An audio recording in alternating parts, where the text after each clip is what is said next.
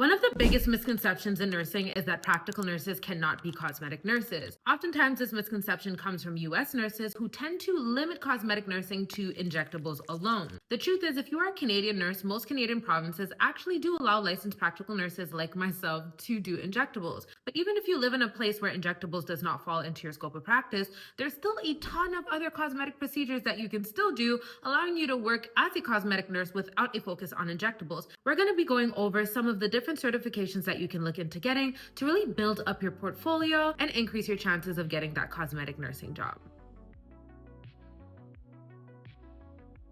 What is up, you guys? Welcome and welcome back to my channel. For those of you who are new, my name is Kiara, and on this channel, we talk about everything nursing, beauty, and lifestyle. This is part 3 of my cosmetic nursing series. I highly suggest that you go watch the previous videos. I'm going to leave the playlist somewhere down there in the description, so make sure to go ahead and check it out. But I don't want this video to be too long, so let's just get right into it. Before we get into certifications, there's a few things we need to talk about. Firstly, are certifications mandatory in order to get a job in cosmetic nursing? I said this in my previous video where I showed you guys how to create the perfect cosmetic nursing resume. I'll leave the link to that somewhere up here. But these certifications are resume builders. The only requirement that you need to have in order to work in cosmetics as a nurse is simply to be a nurse. If you've gone to nursing school and you've passed your board exam, you are now licensed either as a licensed practical nurse or a registered nurse, you are able to work in cosmetics. Now, based on my experience, when I applied to a lot of med spas without having any certifications, I did not get a call back. But the second I got a certification, I got a job literally 3 days later. So I'm not saying that getting a certification is automatically going to guarantee you a job, but what I will say is it will definitely make them a lot more inclined to call you back because it shows that you're willing to invest in this. It shows that you are serious in your cosmetic career. And it also shows that you have a little bit of foundational knowledge that they can simply build on. So not mandatory, but definitely a bonus.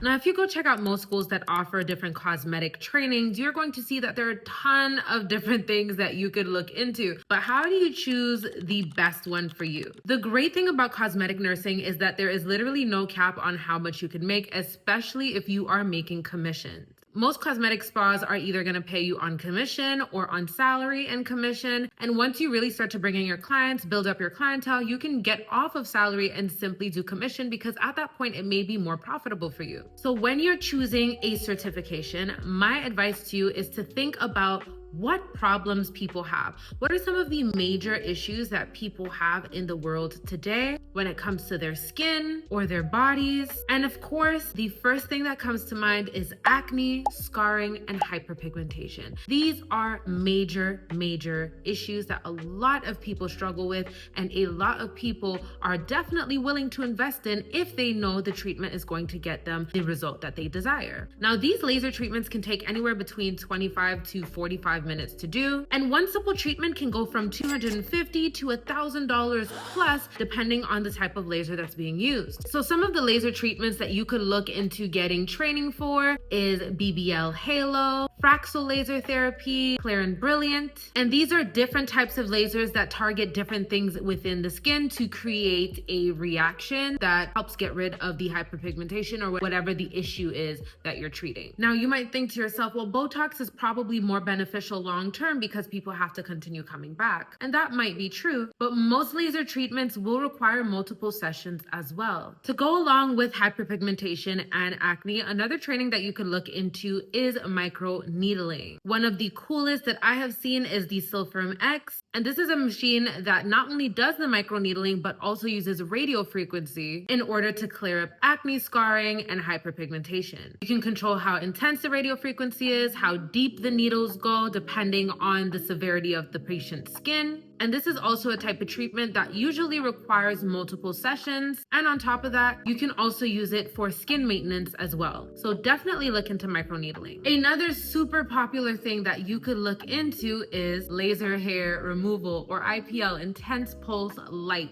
It permanently gets rid of hairs in the areas that you are treating. And this again is another treatment that usually requires multiple sessions. Now, one of the main issues that a lot of people have with these IPL lasers is that it may not be able to be used on people who have darker skin types or certain hair colors. That's because the machine gets confused between the color of the hairs as well as as the color of the skin and can accidentally cause burns to the skin instead of actually tackling the hair itself. So if you work in a med spa that has technology high enough where you could treat multiple skin types and multiple hair colors, that is going to be a super marketing tactic for you, because a lot of people with certain skin colors or certain hair colors are under the impression that they are not candidates for laser hair removal. So when you are getting ready to apply for jobs and you are looking into the different technology that's being used in the different med spas in your area, that could be one of the things that you mention in your pitch as an attraction point for you. On to number 3, another certification that you can look into if you are interested in cosmetic nursing is chemical peels.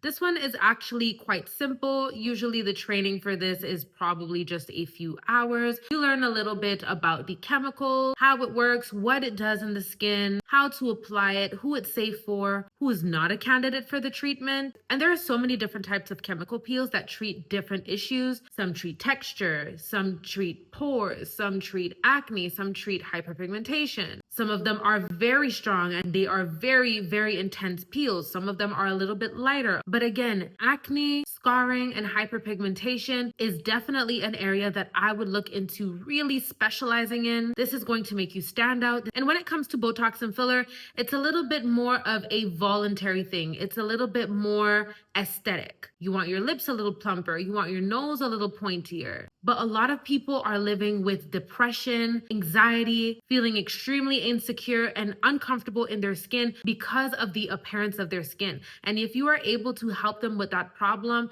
I am telling you, the relationship and the bond that you are going to build with your patients is going to be absolutely unbreakable. Moving on to another certification that you could look into, let's talk about cryolipolysis, also known as cool sculpting. Cool sculpting is a really cool procedure where a machine is put on problematic areas where people want to lose fat in, and it basically freezes the fat and allows that fat to be eliminated and burnt off over a few weeks. Now, of course, it is always recommended to continue doing exercise and eating healthy to see faster results, but there are a lot of people who maybe have a little bit of excess fat that they want to get rid of without having to go under the knife. So again, when you're thinking about certifications, you always want to think about what are the most common issues that people have. We spoke about acne, scarring, and hyperpigmentation, but fat is also another massive issue that a lot of people have. And if you're able to help them lose that fat a lot faster, people are always going to be willing to invest in that. And lastly, let's talk about tattoo removal. You guys have all seen videos of different tattoo removals. You can basically use a laser in order to zap that tattoo off. Again, this is not something that happens in one session. This is something that is done in multiple sessions. So your patients are going to have to come back a few times in order to really maximize their results and get as much of that ink out of their skin. Again, guys, when it comes to all of this, you want to make sure with your board of nursing that this falls within your scope of practice. You can either call your board of nursing, but I would recommend sending them an email and asking them to send the specific article from your board of nursing stating that this is within your scope of practice. But again, guys, this was just to bring a little bit of awareness and show you guys that there are other things outside of Botox and fillers that you can do as a cosmetic nurse. There's still tons of other things that we can talk about. So if you want a part 2, go ahead and let me know down below. And make sure to watch part 1 and part 2 of this series. I go over everything that you need to create the perfect cosmetic nursing resume. Even if you don't have any experience, I tell you what to put in it, what not to put in it to increase your chances of becoming a cosmetic nurse. So if you want to see more content like this, make sure to subscribe and turn your notification bells on so you're notified whenever I post future content. And I will see you guys in my next one. Bye.